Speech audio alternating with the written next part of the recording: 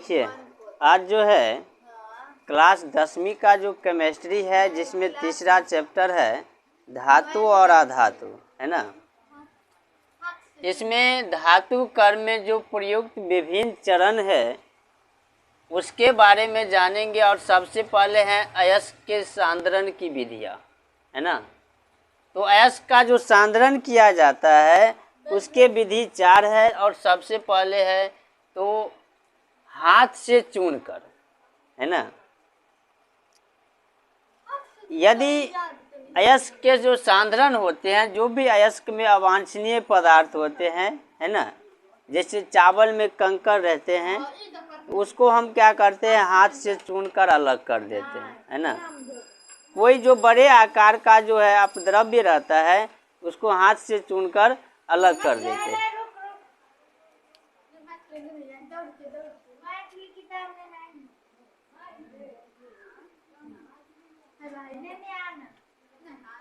अयस्क में विद्यमान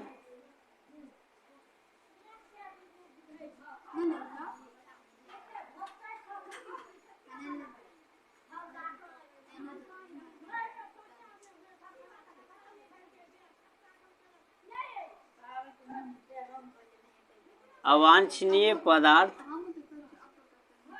अयस्क में विद्यमान अवांछनीय पदार्थ को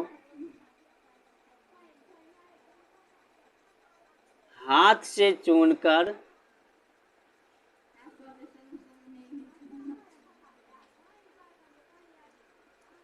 अलग किया जाता है ना। अयस्क में क्या है कि जो अवांछनीय पदार्थ होते हैं, है ना, जो अशुद्धि रहते हैं, उसके टुकड़े को हाथ से चूनकर क्या कर सकते हैं, अलग कर सकते हैं, है ना।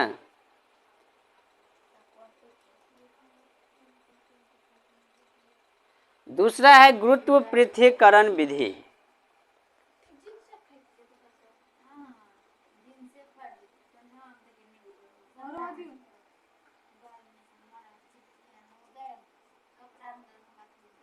गुरुत्व पृथक्करण विधि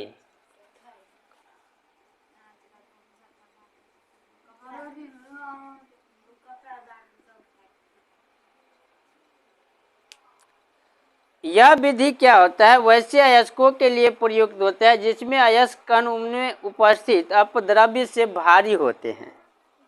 अयस्क के चूर्ण को जल के साथ मिलाकर उसे कई मेढों में संयुक्त करने वाले टेबल से होकर प्रवाहित किया जाता है।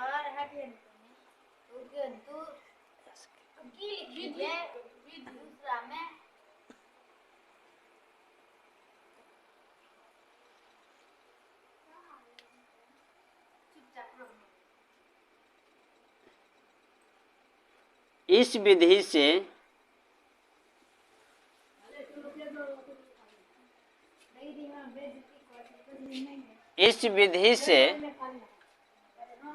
उसमें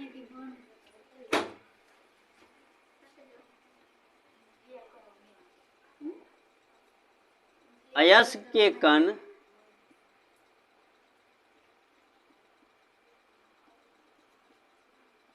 अवांछनीय पदार्थ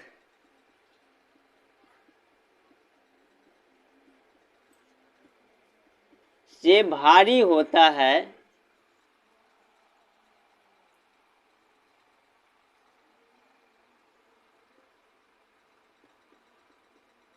उपयोग किया जाता है। गुरुत्व पृथक्करण विधि में क्या होगा कि इस विधि से अयस्क के कण जो अवांछनीय पदार्थ जो है भारी होते हैं, अयस्क का जो कण होगा ना वो अवांछनीय पदार्थ से क्या होगा, भारी होगा, उसमें उपयोग किया जाएगा। तीसरा फेन प्लावन विधि।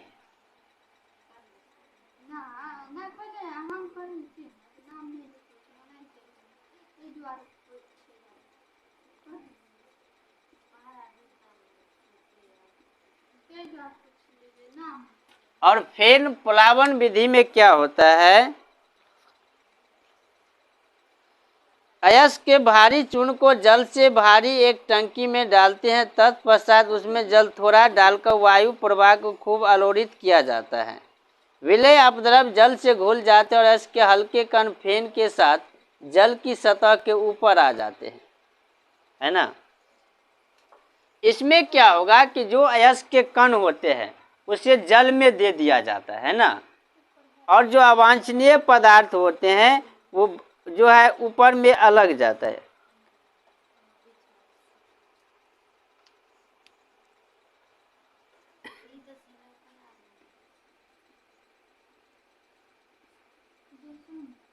अयस्क के कण को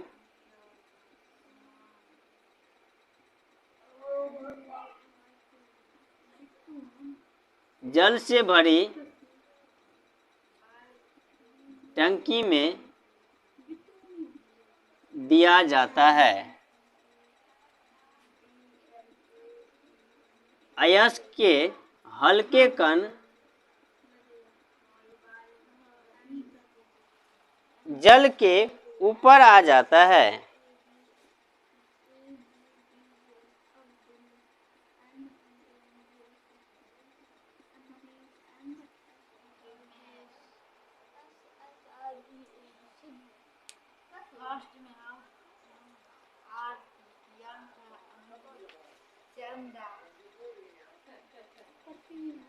तीसरा है गलानिक पृथक्करण विधि। इस विधि द्वारा अयस्कों को सांद्रण किया जाता है जब अयस्क द्रव्यनांक उसमें उपस्थित अपद्रव्य से द्रव्यनांक से कम हो।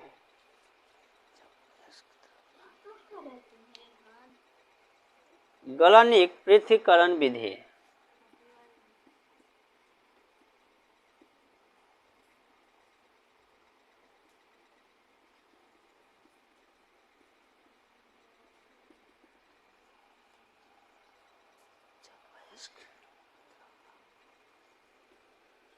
जब अयस्क का द्रव्यनांक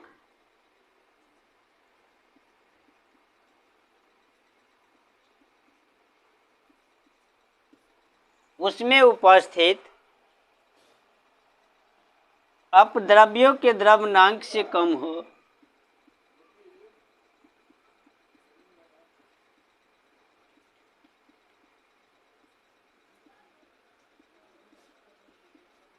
द्रव्यनांक से कम हो, इसमें उपयोग किया जाता है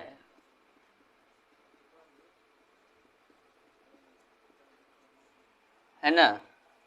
गलनिक विधि में क्या होगा, जब अयस्क का द्रव्यनांक होगा वो अपद्रव्य के द्रव्यनांक से कम होगा।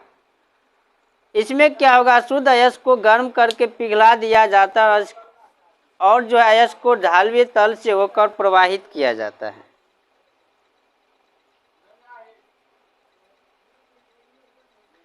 चुंबकीय पृथक्करण विधि।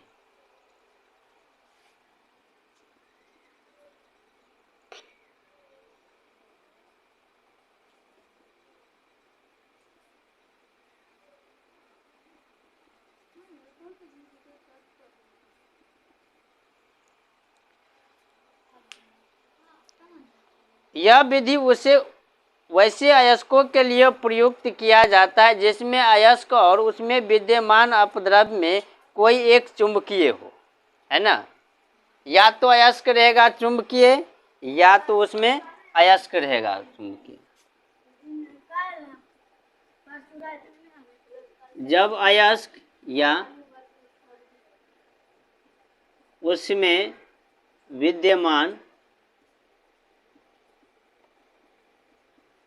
अपद्रव्यों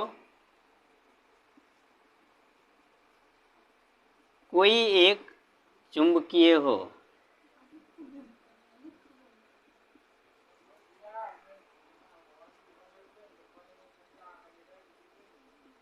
इसमें उपयोग किया जाता है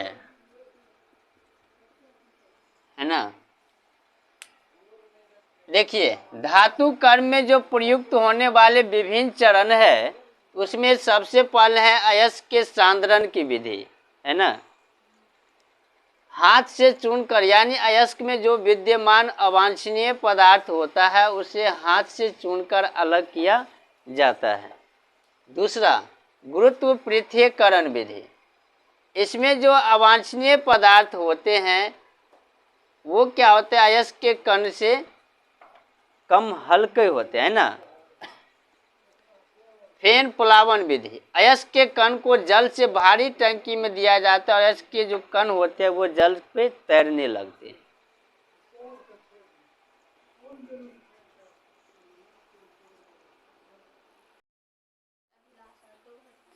देखिए, पहला तो जान गए है ना। अब दूसरा क्या है कि सांद्रित अयस्क को धातु के ऑक्साइड में परिवर्तित करना, है ना। इसमें सबसे पहले है निस्तापन।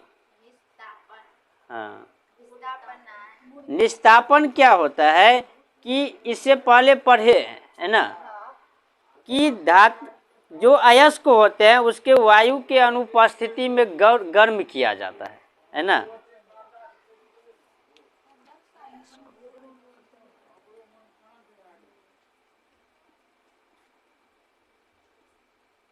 अयस्क को वायु के अनुपस्थिति में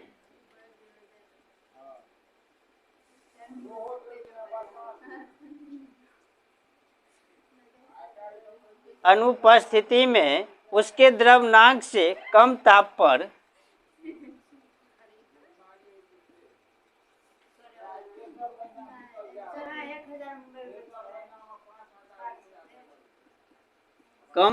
पर गर्म किया जाता है।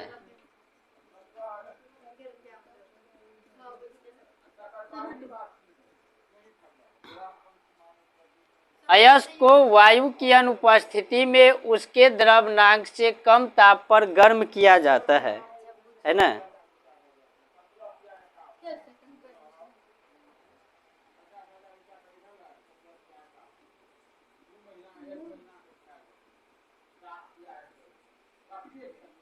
निस्तापन कहते हैं।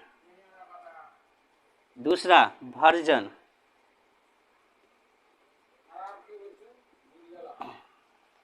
भर्जन प्रक्रिया में जो सांद्रित अयस्क होता है उसके वायु की उपस्थिति में अयस्क के द्रवनांक से कम ताप पर गर्म किया जाता है।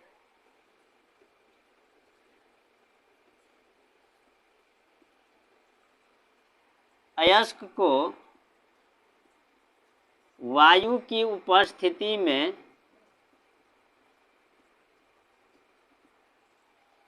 उसके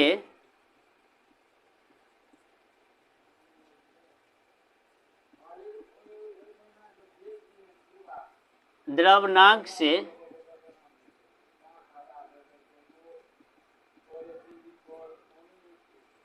कम ताप पर गर्म किया जाता है।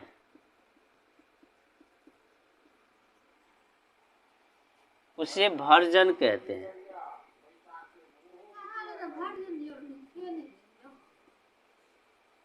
है ना। निस्तापन क्या होता है, अयस्क को